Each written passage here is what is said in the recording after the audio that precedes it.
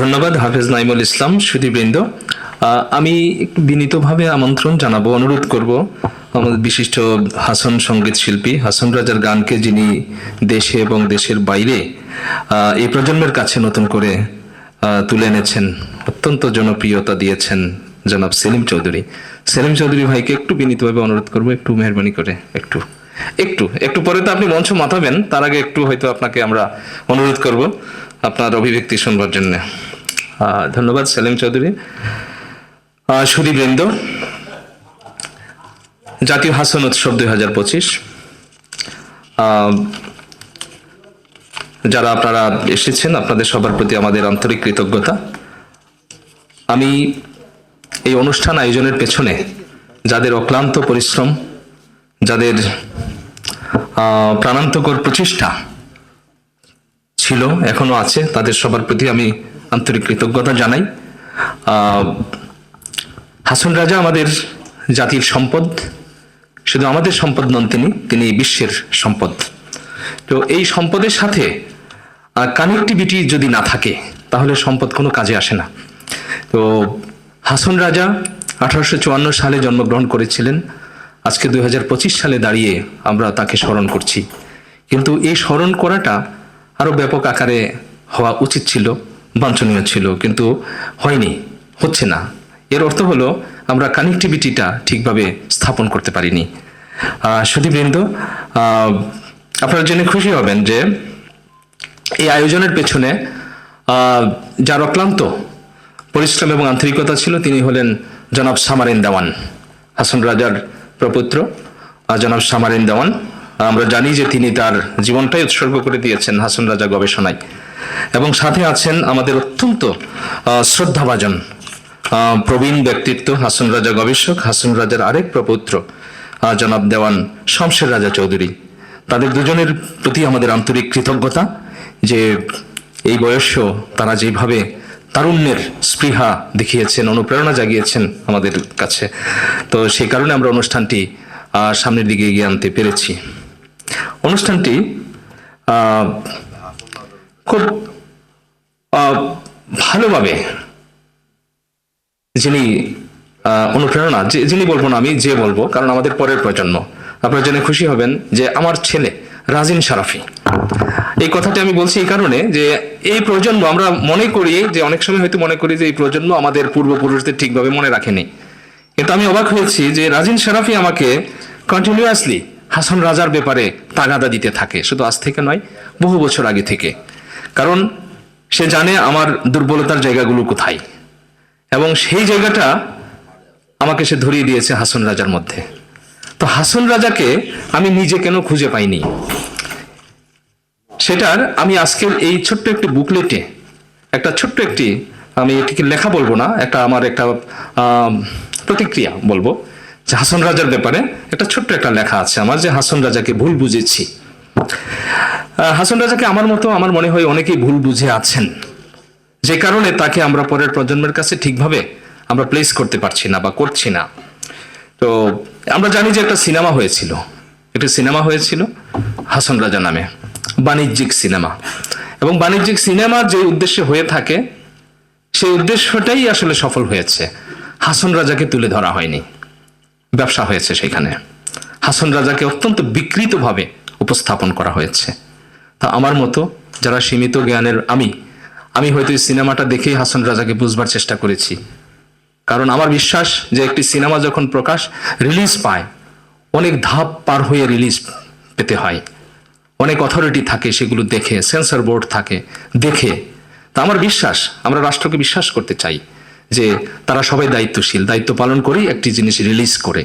কিন্তু যে জিনিসটি রিলিজ হয়েছে সেটি আমি বলবো যে একটি ভয়াবহ ক্রাইম হয়েছে এগেনস্ট হাসন রাজা। তো যেই কারণে আমি খুবই অনুতপ্ত যে আমি এত বড় একজন মহামানবকে আমি কেন আরো বিভিন্ন সোর্স থেকে খোঁজার চেষ্টা করিনি। কিন্তু আরেকটি জায়গায় আমি খুব অবাক হয়েছি, হতাশ হই, আমার মতো হয়তো অনেকে হতাশ হবেন। আজকাল গুগলে সার্চ দিয়ে আমরা অনেক কিছু জানবার চেষ্টা করি, এআইকে জিজ্ঞেস করি আমরা হাসন রাজা সম্পর্কে। আমরা যখন গুগলে সার্চ দেই, এআইকে জিজ্ঞেস করি, যে চিত্রটি আসে সেই চিত্রটিও কিন্তু অনেকটা ওই সিনেমার মতোই। সঠিক হাসন রাজা আসে না। তার মানে হাসন রাজাকে নিয়ে সঠিকভাবে কাজ খুব কম হচ্ছে, কারণ তারা তো সোর্সগুলো থেকেই তথ্য সংগ্রহ করে। যদি কাজ বেশি হতো তাহলে সেই তথ্যগুলোই সামনে আসতো। হাসন রাজা কে ছিলেন? হাসন রাজা তুমি কে, তার একটি গানের একটি শিরোনাম আছে। এই শিরোনামটিকে নিয়ে টেলিভিশনে আমি একাধিক প্রোগ্রাম করেছি। হাসন রাজা তুমি কে? হাসন রাজা নিজে জবাব দিয়েছেন, আমি তো মাবুদের খেলা বানায় আছে যে, আমি তো সেই মাওলার খেলা যিনি আমাকে তৈরি করেছেন। হাসন রাজার যে সুফিজম, মহান রব্বুল আলমিনের সাথে তার যে কানেক্টিভিটি, সেটা বুঝবার মতো সক্ষমতা জাতি হিসেবে হয়তো আমাদের এখনো হয়নি, কিন্তু এটি হওয়া খুব দরকার। আমাদের নিজেদের স্বার্থেই হওয়া খুব দরকার। হাসন রাজা আমাদের দুই মহাকবির সাথে যদি বলি, কবিগুরু রবীন্দ্রনাথ ঠাকুর এবং আমাদের জাতীয় কবি কাজী নজরুল ইসলাম, দুজনেই হাসন রাজার প্রেমে পাগল ছিলেন, মুগ্ধ ছিলেন।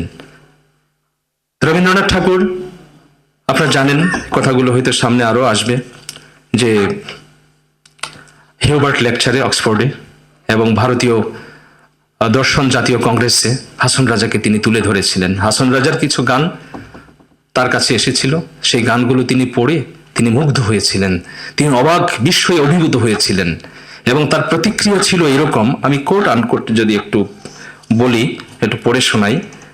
তিনি বলছিলেন যে পূর্ববঙ্গের, কোট আনকোট, পূর্ববঙ্গের এক গ্রাম্য কবির গানে দর্শনের একটি বড় তত্ত্ব পাই। সেটি এই যে, ব্যক্তি স্বরূপের সহিত সম্বন্ধ সূত্রেই বিশ্ব সত্য। তিনি গাহিলেন, মম আখি হইতে পয়দা আসমান জমিন, শরীরে করিল পয়দা শক্ত আর নরম, আর পয়দা করিয়াছে ঠান্ডা আর গরম, নাকে পয়দা করিয়াছে খুশবই পদবয়। এই সাধক কবি দেখিতেছেন যে শাশ্বত পুরুষ তাহারই ভিতর হইতে বাহির হইয়া তাহার নয়ন পাথে আবির্ভূত হইলেন। এটা রবীন্দ্রনাথ ঠাকুরের মন্তব্য হাসন রাজা সম্পর্কে। কিন্তু এখানে তিনি বলেছেন পূর্ববঙ্গের এক গ্রাম্য কবি। এই কথাগুলো আমাকে কেন যেন খুব পীড়া দেয়। কারণ হলো, আমি যখন গ্রাম থেকে, আমি গ্রামের খুব মেধাবী ছাত্র ছিলাম, বলতে দ্বিধা নেই। তো গ্রামের আমার সবাই চিন্তা করলো যে শহরের খুব ভালো স্কুলে তাকে পড়তে হবে, আমাকে পড়তে পাঠালো শহরের সবচেয়ে ভালো স্কুলে, কারণ গ্রামের আমি খুব মেধাবী ছাত্র। শহরের স্কুলে যখন আসলাম, আমাকে সবাই গাইয়া বলে, গ্রাম্য গাইয়া, কারণ আমি জাতে উঠতে পারি না, আমার যতই মেধা থাকুক আমি জাতে উঠতে পারি না। এই কথাগুলো আমাকে খুব তাড়িত করে।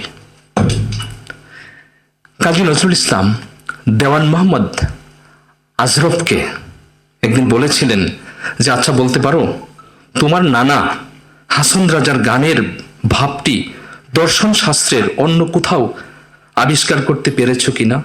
সেই যে তিনি বললেন, মম আখি হইতে পয়দা আসমান জমিন, এইরূপ কোনো কথা তোমাদের কোনো দার্শনিক তার কানে কবে বলেছিলেন? কাজী নজরুল ইসলাম বিশ্বাস করতেন হাসন রাজা বিশ্বের শ্রেষ্ঠতম দার্শনিকদের একজন। আর এই কারণেই হাসন রাজার নাতি হিসেবে দেওয়ান মোহাম্মদ আজরফকে তিনি অত্যন্ত স্নেহ করতেন। তাকে আদর করে জিরাফ বলতেন। আমরা জানি জিরাফের মতোই অনেকটা উনি ছিলেন, তার বলা। সেই একই সূত্রে আমি ব্যক্তিগতভাবে নজরুলকে নিয়ে চর্চা করি, কিন্তু আমার নজরুল যেহেতু হাসন রাজার সূত্রে দেওয়ান মোহাম্মদ আজরফকে স্নেহ করতেন, ভালোবাসতেন, সেই সূত্রে আমি হাসন রাজার যারা বংশধর আছেন, দেওয়ান সামারিন দেওয়ান ভাই, দেওয়ান শমশের রাজা চৌধুরী আছেন, তাদের প্রতি আমার সীমিত সামর্থ্য দিয়ে ভালোবাসার অগাধ সমুদ্রে আমি অবগাহন করতে চাই হাসন রাজার প্রেমের সূত্রে। আজকে তারা মঞ্চে আছেন, আমাদেরকে আলোকিত করেছেন, এবং আমি আশা করব যে আমাদের সমাজ, আমাদের রাষ্ট্র এই মানুষগুলোকে যথাযথভাবে মূল্যায়ন করবে। সুধীবৃন্দ, আমার একটু শুভেচ্ছা বক্তব্য দেওয়ার পালা ছিল, এই সুযোগে আমি শুভেচ্ছা বক্তব্য শেষ করে দিলাম। এই পর্যায়ে আমি বিনীতভাবে আমন্ত্রণ জানাবো বক্তব্য প্রদান করবার জন্যে বিশিষ্ট সঙ্গীত শিল্পী হাসন রাজার অ্যাম্বাসেডর বলবো আমি তাকে, জনাব সেলিম চৌধুরী। সেলিম ভাইকে একটু আমি অনুরোধ করবো ছোট্ট করে আপনি যদি আপনার অভিব্যক্তি ব্যক্ত করেন।